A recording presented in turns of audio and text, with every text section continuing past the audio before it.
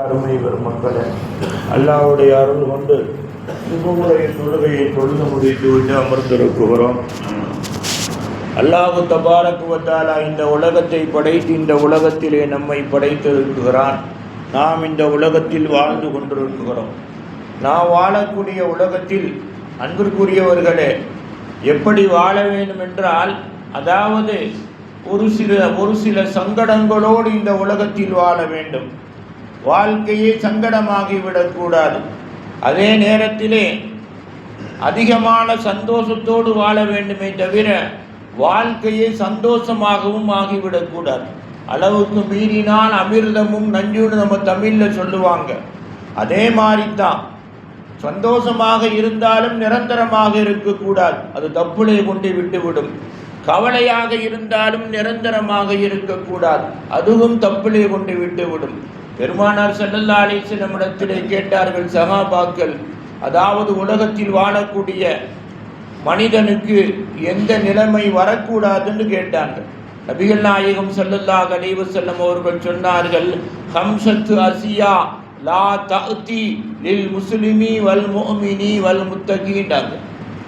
5 வகையான காரியங்கள் முஸ்லிமுக்கோ மூமினுக்கோ முத்தகீனுக்கோ வரக்கூடாதுன்றாங்க.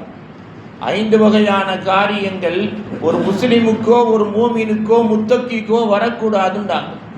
என்ன வகையான காரியங்கள்? மாஹாதில் அசியா, சஹாபாக்கள் கேட்டாங்க.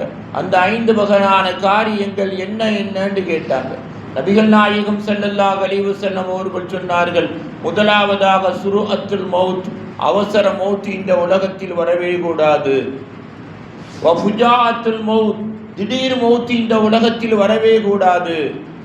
அடுத்தபடியாக கேட்டாங்க ஷதீதுல் மரீன், பெரும் நோய் என்பது ஒரு மூமினுக்கோ முஸ்லிமுக்கோ முத்தக்கிக்கோ வரக்கூடாது. அடுத்தபடியாக கேட்டாங்க நாலாவது என்னாண்டு, லா தஅத்தில் ஃபக்ர, என்ன செய்யக்கூடாது? கஞ்சிக்கு கூட வழி இல்லாத, குடித நீருக்கு கூட கஷ்டப்படக்கூடிய ஏழ்மைத்தனம் உலகத்தில் வரக்கூடாது. அடுத்தபடியா 5வது எது வரக்கூடாதுன்னு கேட்டாங்க சஹாபாக்கள்.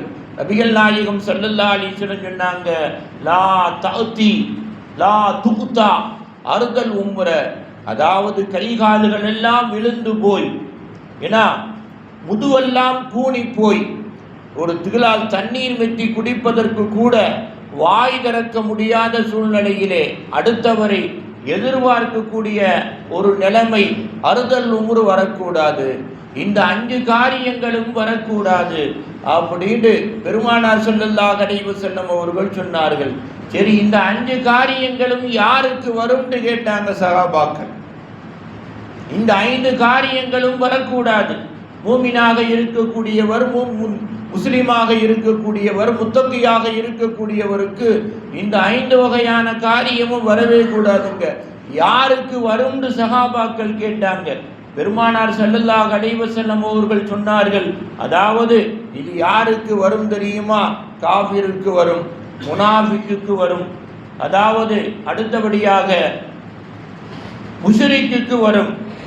அப்ப சஹாபாக்கள் கேட்டாங்க, முஸ்லிம்களே ஒரு சிலர்களுக்கு வருகின்றதே, கலிமா சொன்னவர்களே ஒரு சிலர்களுக்கு வருகின்றதே, என்ன செய்வதுன்னாங்க.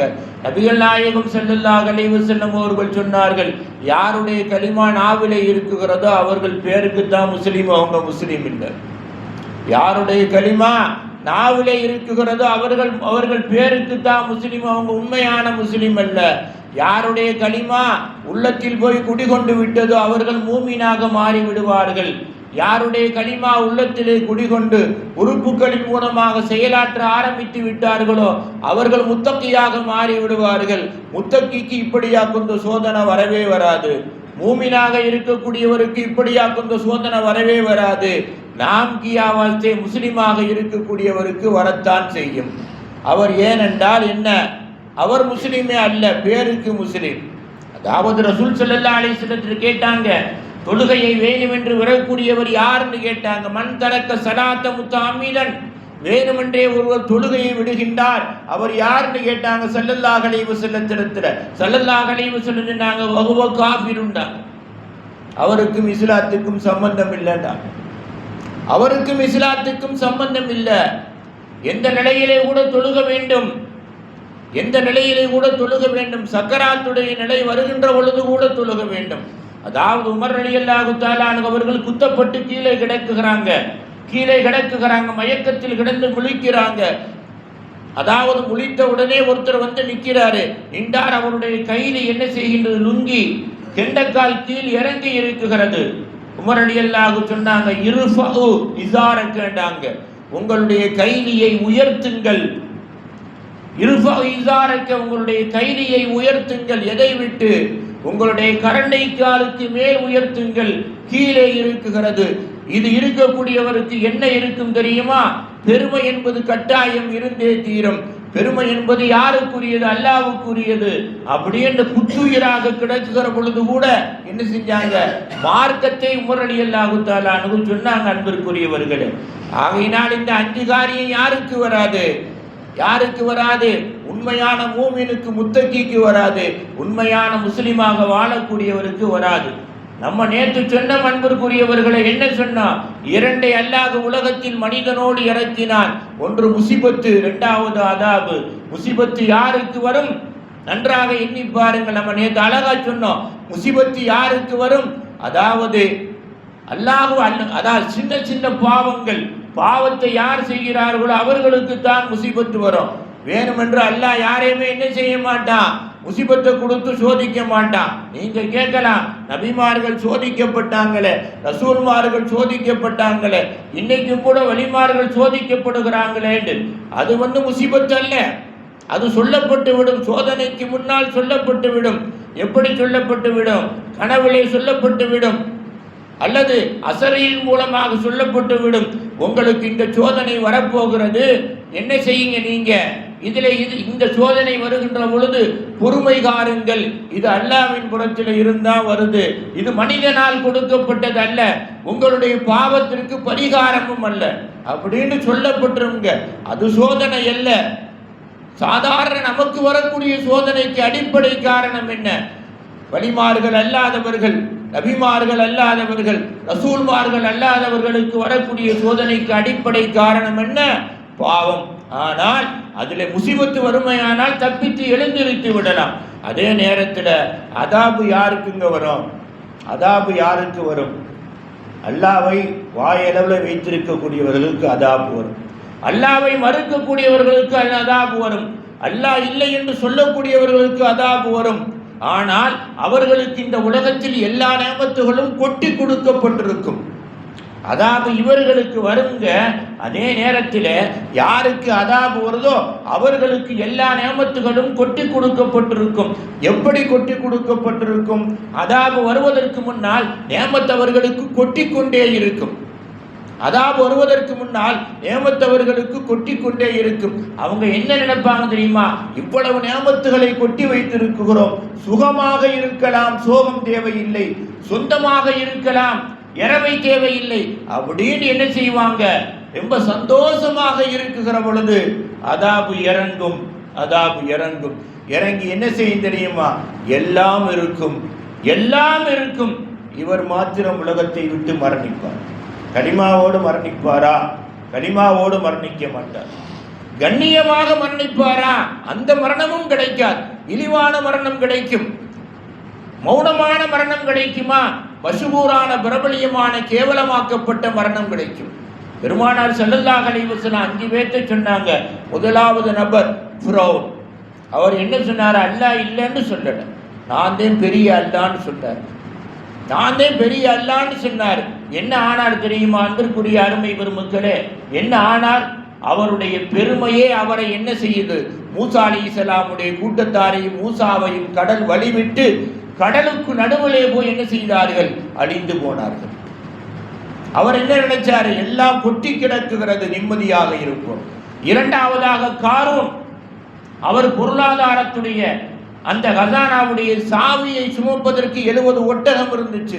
மூசா அலைஹிஸ்ஸலாம் போய் சொன்னாங்க, அவர் கேட்கவே இல்லை. என்ன ஆனார் தெரியுமா? பூமி பிளக்கப்பட்டு அவருடைய பில்டிங்கு, அரமனையோடு அவர் மண்ணுக்குள்ளே போனார். மூன்றாவதாக அன்பிற்குரியவர்களே, ஹாமான். இவரை போன்று என்ன செஞ்சவர் இல்லை, அரசாட்சியில உயர்ந்து வாழ்ந்தவர் இல்லை. இவரை போன்று இவருடைய காலத்திலே வாழ்ந்த கட்டிடக்கலை வல்லுநர்களை போன்ற உலகத்தில் இனிமேல் யாருமே இருக்க முடியாது. அந்த அளவுக்கு அல்லாஹ் ஹாமானுக்கு பொறுப்பை கொடுத்திருந்தான், அதிகாரத்தை கொடுத்திருந்தான். அவரு இஸ்லாத்தை ஏற்றுக்கொள்ளாததின் காரணமாக மாத்திரமல்ல, அல்லாஹ்வை திட்டினார். அந்த காலத்தில் வந்த ரசூலை பழித்தார். இவர் என்ன ஆனார் தெரியுமா? இவருக்கு முன்னாலே இவரால் கட்டப்பட்ட கட்டிடங்கள் எல்லாம் சுக்குநூறாக நொறுக்கப்பட்டு அதிலேயே இவர் அழிந்து போனார். அன்பிற்குரிய அருமை பெருமக்களே, அடுத்தபடியாக நாலாவது நம்ரூத். இவர் சொர்க்கமே உலகத்திலே கட்டினார். இவருக்கு அந்த காலத்தில் வாழ்ந்த இப்ராஹிம் அலைஹிஸ்ஸலாம் சொன்னாங்க, எப்போ அல்லாஹ் அழிக்கன்னு நினைச்சா ஒரு கொசுவின் மூலமாக அழித்து விடுவான், ஒரு ஈயின் மூலமாக அழித்து விடுவான். நீங்க அலிஃப் லாம் எடுத்து பாருங்க. ரெண்டாவது ஐன்ல ஒரு பக்கம் போனவன அல்லாஹ் சொல்லுவான், இன்னல்லாஹ லா யஸ்தகி, நான் வெட்கப்பட மாட்டேன். அல்லாஹ் சொல்லுவான், ஐயதரிப மஸலம்மா பஊலத்தன், கொசுவை உதாரணம் காட்டுவதற்கு வெட்கப்பட மாட்டேன், ஈயை உதாரணம் காட்டுவதற்கு வெட்கப்பட மாட்டேன், ஒமா ஃபௌகஹா, அதை விட பெருசு சிறுச கூட உதாரணம் காட்டுவதற்கு என்ன செய்ய மாட்டேன், வெட்கப்பட மாட்டேன் அப்படின்னு சொல்லிட்டு அல்லாஹ் சொல்லுவான். மூமின்கள் அதை ஏற்றுக்கொள்வார்கள்.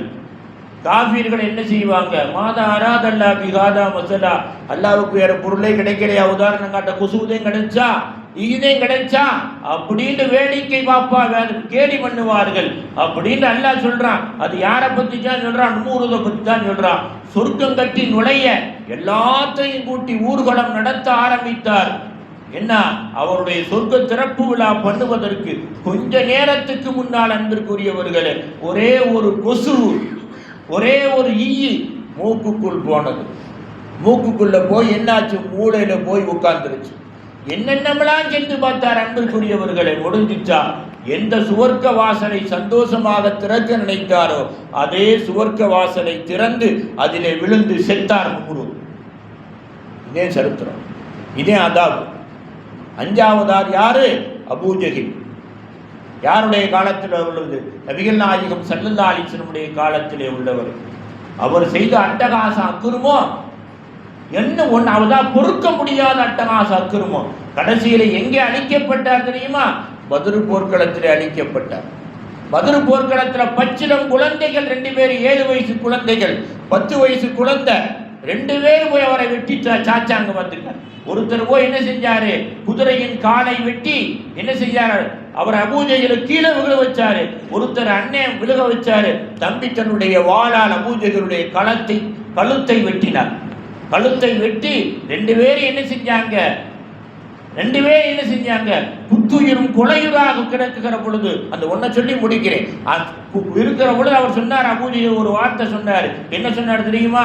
நான் குலத்தால் உயர்ந்தவன், ஆகையினால எல்லாத்தையும் புதைக்கிற இடத்துல என்ன புதைச்சிடாதுங்க, என்னை உயர்வான இடத்தில் தனியாக புதைங்க.